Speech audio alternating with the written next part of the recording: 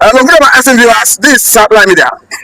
If you are new to the channel, kindly like, share, subscribe, and please do not forget to hit the notification bell. Mr. Tinubu, I want you to react to the development. Talking of an ultimatum, of course, a 72-hour warning given to the Tinubu's administration to release the man Nnamdi Kanu. And of course, this is coming from an international group, talking about a London-based group of international legal experts operating under the banner of Pan-African Forum Limited and Associates. And the reason is not far-fetched. They are asking Nigerian government, if you are not obeying a UN order that came in 2022 from a UN that has to do with arbitrary detention of individuals, that they are ready to engage Nigerian government in international courts. How does it come to you? It tells you that Biafran has gotten the momentum that is required. And I can only say it here that Biafra has become a global interest of so many countries currently now, including the United Nations including the United Nations. And secondly, before now, we have seen that United Nations has been busy in accepting and revealing and taking a proper look on documents that is definitely going to see the recognition of Biafra. It was starting from the Biafran passport, starting from documentations on international relations and conflict resolutions, that has been accepted in Hague. Before now, this is exactly what happened in 2022 when the Nigerian government decided to disobey an arm of the United Nations that sees to issues that has to do with arbitrary or abuse of human rights and international law. Yes, based on the international law, I will always say it, that there was no need for Nnamdi Kanu to be renditioned or to be tried in Nigeria. Therefore, Nigerian government contravened the international law that supersedes any national law as it stands now. Nnamdi Kanu is not being tried because of self-determination. Nnamdi Kanu is being tried because of the conspiracy to lift up a charge against him. Sorry, if you permit me to jump in here, in specific terms, if you are looking at a pre-forma litigation notice dated April 14, 2026, signed by Dr. Masanga, the group warned of heavy litigation in British courts if their demands are not met. I'm afraid that is serious. Of course, it's definitely very serious. The UK government has already given their consent to that, to the surprise of many. The UK government actually waking up at this point to know that after all, that Nnamdi Kanu was a UK citizen, and the kind of judgment that was carried against him was actually something that was being tailored, suspected to please a certain interest, especially the Fulani, and of course Bola Ahmed Tinubu's intentions, because of what he intends achieving at this point in time. Well, the question is, the same Bola Ahmed Tinubu who is sentenced and trying to make Nnamdi Kanu what Nnamdi Kanu is not, label him a terrorist, bring out a fabricated list, was the man who was also behind, so the whole agitation for Oduduwa separation from Nigeria. You can see how unfortunate these people are. And in all this, after this actually happened, the UN issued that statement, that ultimatum, I think somewhere around 2022. Today, kudos to Dr. Masanga Lumumba, who has been on the forefront to rally African leaders, the AU and the EU and the international community, to get Nigerian government appear in London court. And the consequences of it is that this government definitely are going to face international criminal court, ICC, for contravening the international law. Thank God that the UK Kestama and the UK Parliament has already taken a position on this, and they have come in to tell Nigerian government at this. And we don't know what actually transpired, because we saw recently that Bola Ahmed Tinubu actually visited London. We don't know what the position of the UK on this, and why their sudden invitation within 72 hours to get the Aso Rock arrested for them to come and answer questions in London over how Mazi Nnamdi Kanu got involved and contravened international treaties, including Commonwealth agreement and covenant that was sabotaged by Nigerian Buhari and Nigerian government. Okay, I want us to look critically into this because we are seeing this as a legal action that is based on UN Working Group on Arbitrary Detention Opinion number 25/2022, which found that Kanu's extraordinary rendition from Kenya to Nigeria in June 2021 was unlawful, and that his continued detention is arbitrary. The group argues. It looks as if this is monumental and this is mind-blowing. Well, of course, it is. I tell you that I keep on saying it, and nobody can stop the rising sun. And you can see very clearly that in every nook and cranny in the global world now, it is being discussed. The UK has opened their court, and the Bola Ahmed Tinubu's government or James Omotosho, all of them are going to face the consequences of what has happened. It's not when you cut down a tree, that is not when the tree begins to die. I can tell you that. Nigerians thought they have gotten away with that unfortunate incident. Remember, the African court, the AU court, the ECOWAS court, all of them are also behind Nnamdi Kanu recently. But I want to say kudos to Dr. Masanga, who has vowed before now that the Nigerian government can never get away with this, and the northern Fulanis who influenced this thing, and it came very clearly under Bola Ahmed Tinubu. A southern president, a Yoruba man, was the one who sentenced Mazi Nnamdi Kanu to Sokoto prison. Then I think he ignited anger, even though he has gone from one country to another, especially UK and France, trying to lobby and silence them with Nigerian money. But unfortunately, Dr. Masenga insisted, and all the UN agencies that are involved insisted, that we are not going to accept any bribe.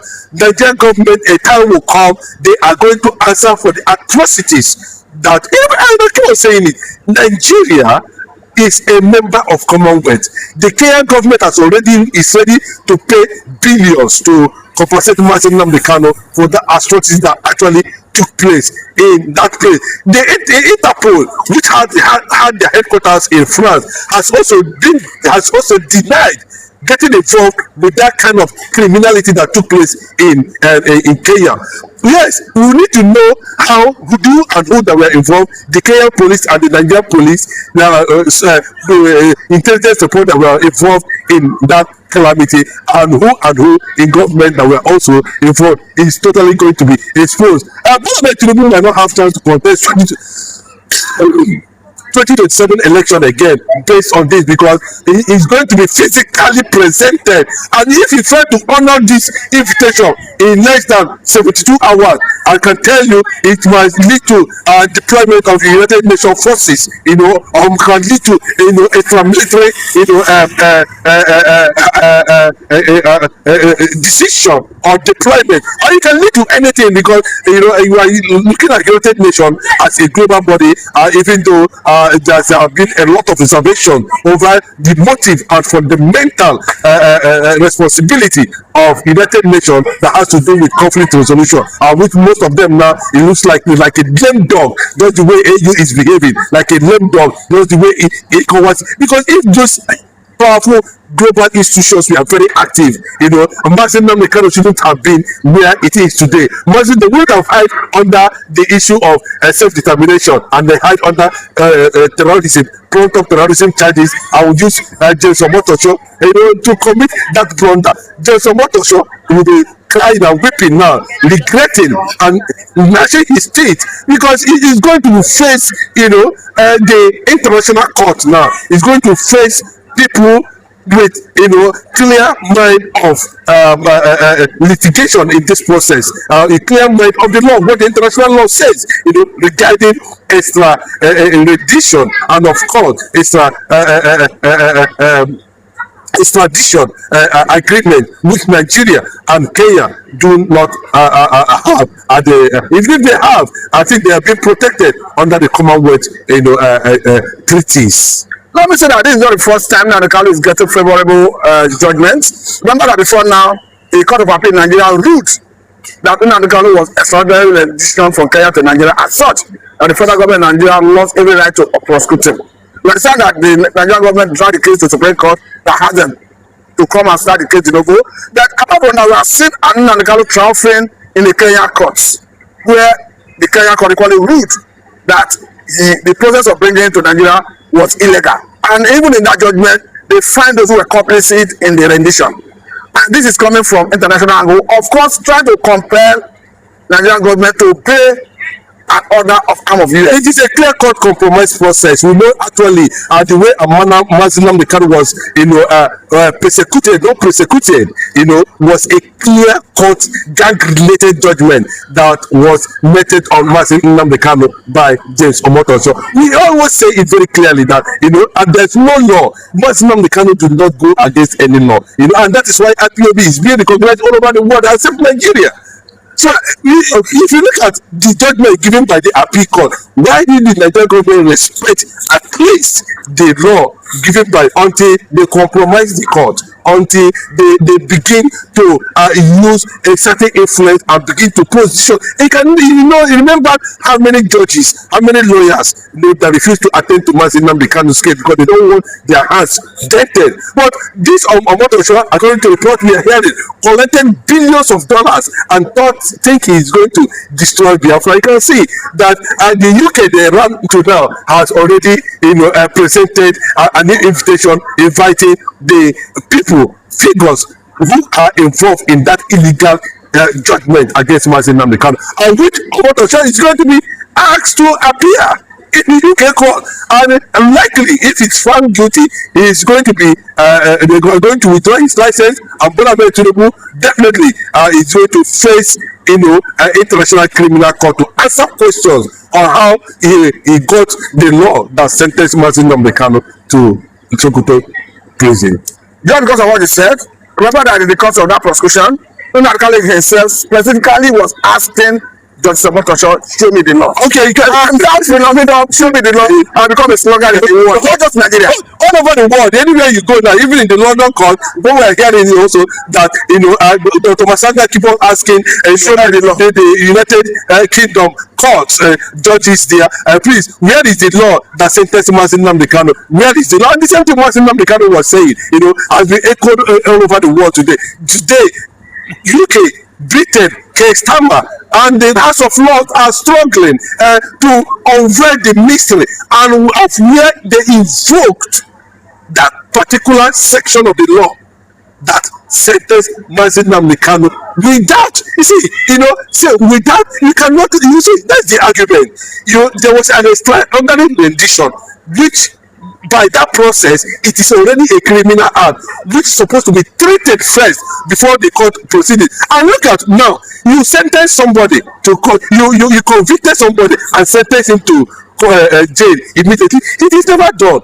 When you convict somebody, there should be a certain process before you now pronounce a sentence on that figure. But it never happened on the case of Nnamdi Kanu. It was purely a rush hour thing. It was purely a rush agenda thing, because but now you can see that the whole thing seems to be backfiring, and the United States of America are putting Israel are trying to understand actually what is going on. The global world are focusing on Nigeria just because of Nnamdi Kanu. And since Nnamdi Kanu was sentenced, you can see what is happening in Nigeria. Everywhere is confused. The political parties are confused. Asurok is somersaulted. Everything is collapsing. The whole structure, including security, everything is just as if as something actually they really thought they anointed. That's what the Bible says. Touch not my anointed. You can see what the whole thing has brought now. So I wonder what is actually going on in the mind of James Omoto at the moment, Malabi and the rest of them, because they will all be invited, including Butai. They will all be invited to ask, to render, and they will be asked to how would I put it, to come and give account on how they manufactured a law that does not exist. And remember, these are laws that we came to understand that do not exist again. Then how can you use a law that does not exist in the Nigerian constitution or law and use it to sentence somebody? And that is where the confusion is. Now, just for what you are saying, because apparently some people are saying that the section and the law upon which Nnamdi Kanu was prosecuted, reportedly got, of course, repealed in the past. That under Nigerian constitution, you cannot try a man under a law that